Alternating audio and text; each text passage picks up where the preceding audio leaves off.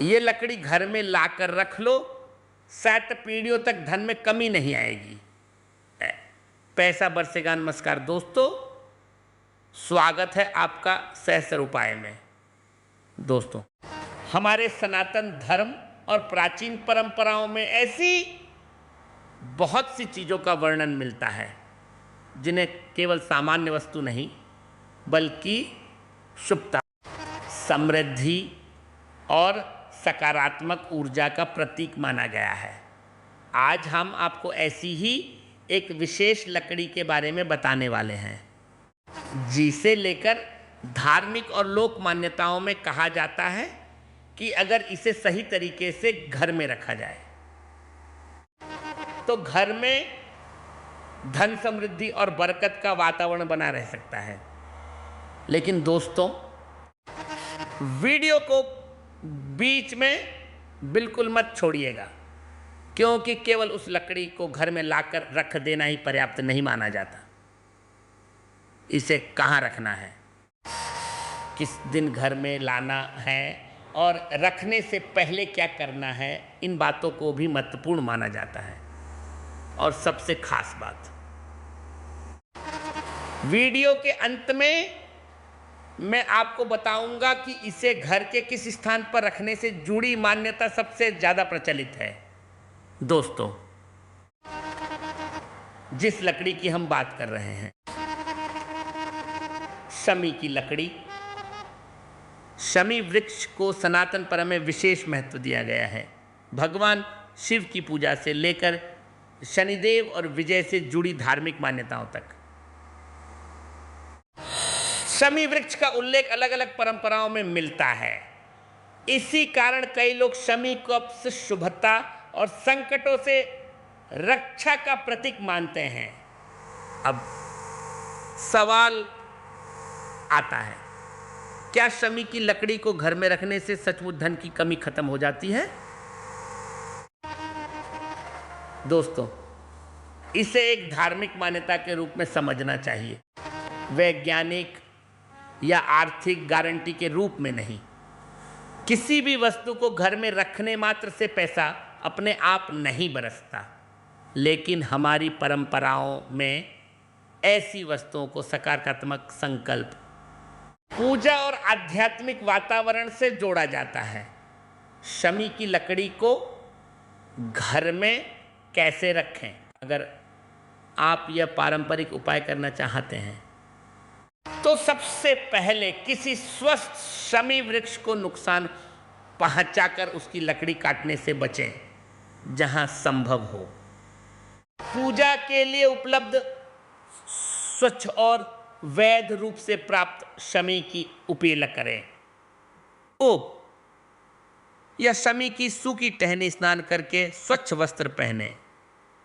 इसके बाद इसे साफ पानी का स्वच्छ वस्त्र पहने। इसके बाद इसे साफ पानी से साफ कपड़े से पोंछ ले। अब घर के पूजा स्थान में भगवान शिव या अपने इष्ट देव के सामने दीपक जलाएं। शमी की लकड़ी को वहां रखकर श्रद्धा से प्रार्थना करें।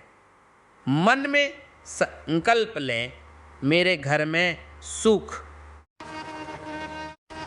सद्भाव और समृद्धि बनी रहे। मेरे परिवार के सभी सदस्य मेहनत और सही मार्ग से उन्नति करें।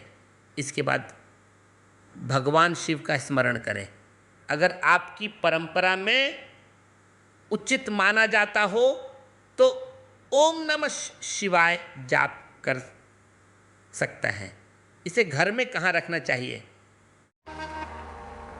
इस विषय में अलग अलग परंपराओं और अलग अलग बातें कही जाती हैं। कई लोग इसे पूजा स्थान में रखते हैं।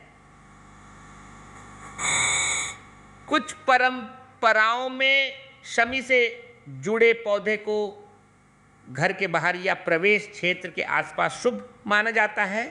अगर आप लकड़ी को घर के अंदर रखते हैं तो उसे किसी साफ और ऊंचे स्थान पर रखें।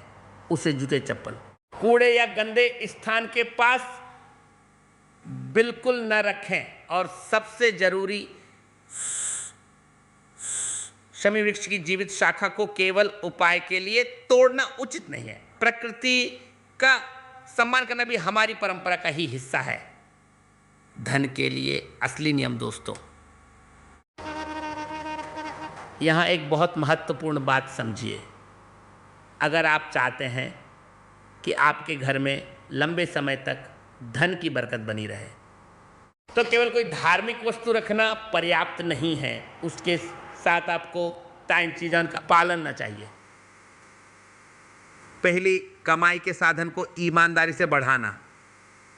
दूसरी, अनावश्यक खर्चों पर नियंत्रण रखना। और तीसरी, अनावश्यक खर्चों पर नियंत्रण रखना, क्योंकि हमारे शास्त्रीय विचारों में लक्ष्मी केवल धन का नाम नहीं है। स्वास्थ्य, अन्न, ज्ञान, सम्मान और सुख शांति भी समृद्धि का ही हिस्सा है। 7 पीढ़ियों वाली बात का क्या अर्थ है? अब बात करते हैं उस दावे की जो इस उपाय को इतना खास बनाता है। 7 पीढ़ियों तक धन की कमी नहीं आएगी। दोस्तों, इसे शाब्दिक गारंटी कह नहीं, बल्कि पारंपरिक मान्यता और शुभकामना के रूप में शुभ में समझना चाहिए। हमारे समाज में 7 शब्द का प्रयोग अक्सर लंबे तक चलने वाली समृद्धि और परिवार की उन्नति के प्रतीक के रूप में किया जाता है। इसका भाव यही है कि परिवार में ऐसी सकारात्मक परंपराएं बने जो आने वाली पीढ़ी चलती रहें। अगर आज घर के बड़े बचत, मेहनत, ईमानदारी और संस्कार की आदत बच्चों को देते हैं, उसका लाभ अगली पीढ़ियों तक पहुंच सकता है। यही वास्तविक अर्थ में नेक्स्ट पीढ़ियों की समृद्धि है। एक छोटा सा संकल्प जरूर लें जब भी आप पूजा स्थान पर शमी की लकड़ी रखें। उस समय केवल पैसा मांगने के बजाय यह प्रार्थना करें, हे महादेव, मेरे परिवार को सही बुद्धि दीजिए, मेहनत करने की शक्ति दीजिए, गलत रास्ते से बचाइए और हमारे घर में सुख शांति और समृद्धि बनाए रखिए। दोस्तों, प्रार्थना इसलिए महत्वपूर्ण है क्योंकि धन तभी सुख देता है जब उसके साथ सही बुद्धि और संतोष भी हो। और अब एक आखिरी बात, अगर आपके घर में पहले से शमी का पौधा है तो उसकी सेवा करें, उसे बिना वजह न कटें, उसे पानी दें। पौधों की रक्षा करना भी हमारी जिम्मेदारी है। अतः में उपाय के नाम पर प्रकृति को नुकसान पहुंचाना किसी भी तरह उचित नहीं है। तो दोस्तों, अगर आपको यह जानकारी अच्छी लगी हो तो वीडियो को लाइक करें और अपने परिवार के साथ शेयर करें। कमेंट में श्रद्धा से लिखिए हर हर महादेव। और अगर आप चाहते हैं कि ऐसे ही प्राचीन मान्यताओं, ज्योतिषीय उपायों और सनातन परंपराओं से जुड़ी जानकारी आपको मिलती रहे, सहस्त्र उपाय को जरूर सब्सक्राइब कर लीजिए। भगवान शिव की कृपा आपके और आपके पूरे परिवार पर बनी रहे।